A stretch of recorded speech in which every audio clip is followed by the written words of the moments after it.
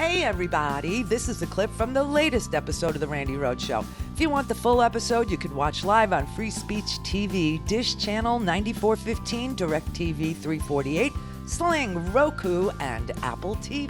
Mary had a little man. The fault. We believe that all men are created equal. To the magnificent mosaic that is America. From radio beacon to radio beacon. I have a dream. Change has come to America. Believe me. Knock, knock. Who's there? It's a figment of your imagination. Randi Rhodes Show. Turn up your mind. Senator Sanders, in our latest NBC News Wall Street Journal poll released yesterday, 2/3 of all voters said they were uncomfortable with a socialist candidate for president. What do you say to those voters, sir? What was the result of that poll? Who was winning? The question's to you. Well, the question was that I was winning, and I think by a fairly comfortable margin. Might mention that. But here is the point. Let's talk about democratic socialism, not communism, Mr. Bloomberg. That's a cheap shot.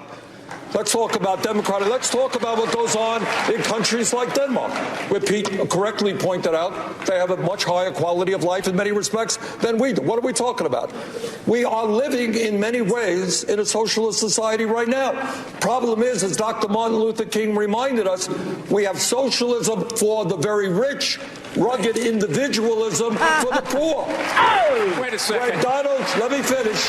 When Donald Trump gets $800 million in tax breaks and subsidies to build luxury condominiums, that's socialism for the rich. When Walmart, we have to subsidize Walmart's workers who are on Medicaid and food stamps because the wealthiest family in America pays starvation wages, that's socialism for the rich. I believe in democratic socialism for working people, not billionaires. Health care for all, educational opportunity Senator, for all. Senator, thank you. Mayor creating Bloomberg, a would you like government that works the for question all, was about not just Mr. socialism. Bloomberg. Oh, sorry. Yeah, I mean, this is what I've been saying.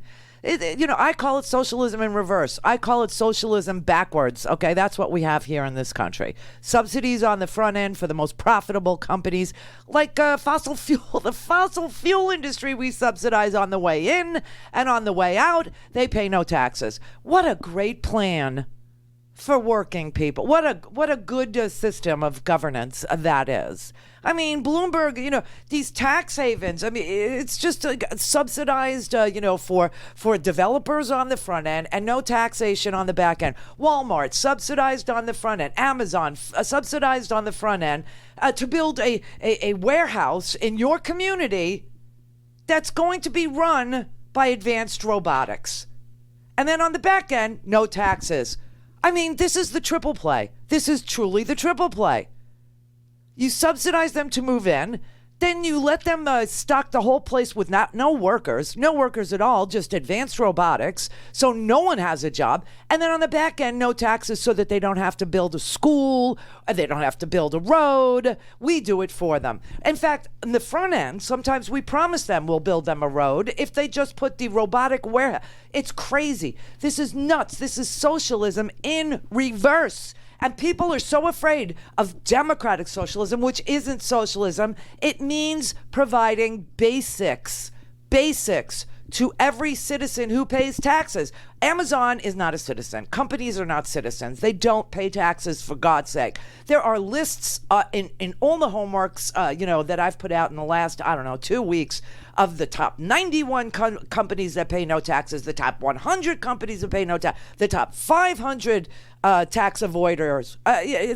The subsidy list on the front end, it's endless money being taken from our taxes that we pay to the Treasury. And then the Treasury gives out the money, and they give out the money to the best situated people, the people who could lobby the government, the people who have, input on subsidies and grants and tax codes and loopholes. And meanwhile, we're like schnooks here eating, egg noodles and ketchup. You freaking kidding me over here with this? You don't think there's socialism in this country? It's just backwards. And that is called oligarchy. It has a name too. All right, John in L.A. Hi, Randy. I Hey. got a question for you. Yes. The question is, I'm not an attorney, so it's my understanding of what she was saying to Michael Bloomberg about releasing all those statements concerning the people. And I don't think he can just arbitrarily do that. What? He's a large company, and he may not necessarily have the power to do that. What are you talking about? The NDAs? No. I'm talking about what oh, God, I can't think of his name now. Bloomberg? What got on him about Bloomberg? women. Bloomberg? Michael Bloomberg? It helps when you tell a story to actually identify the characters in your story, like by giving them names. So Bloomberg and NDAs, is that what you're talking about? Non-disclosure agreements? Yes. Okay. Yes, Bloomberg can release them. He can release them. That's what I wanted to know. Okay. Yes, he can. He can release them, and then they can speak or not speak. Up to them. But let's just play a little bit of how these NDAs work, okay? Because I want to play both clips of the NDA. NDA is a non-disclosure agreement. You know, Donald Trump signed Stormy Daniels to a non-disclosure agreement in exchange for money. $130,000. Remember that? And Michael Cohen funneled that money through his law firm. That was illegal. It was a campaign contribution. And that is why as one of the reasons why Michael Cohen is in jail for 3 years.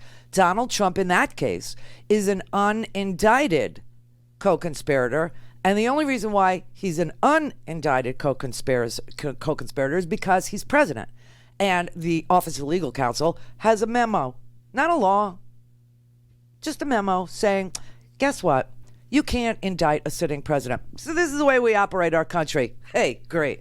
Anyway, that when she says NDA, she's talking about a non-disclosure agreement that Michael Bloomberg paid women who complained about his treatment of them, either through discrimination, sexual harassment, sexist remarks, whatever, to sign.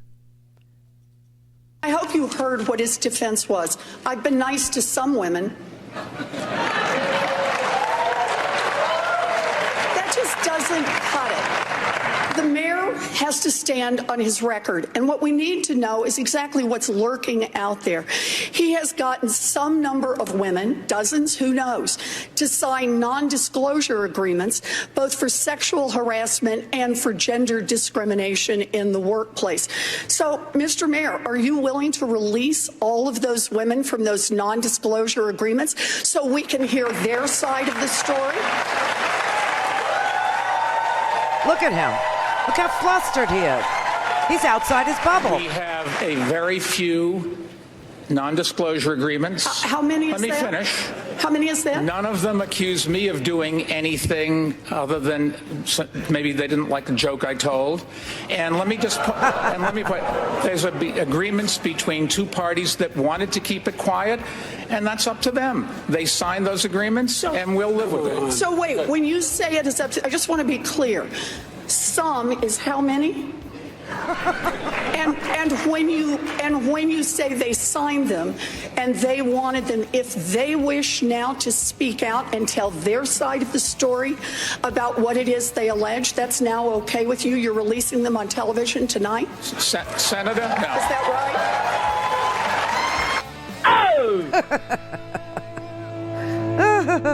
Oh! Hey everybody, this is a clip from the latest episode of the Randi Rhodes Show. If you want the full episode, you can watch live on Free Speech TV, Dish Channel 9415, DirectTV 348, Sling, Roku, and AppleTV.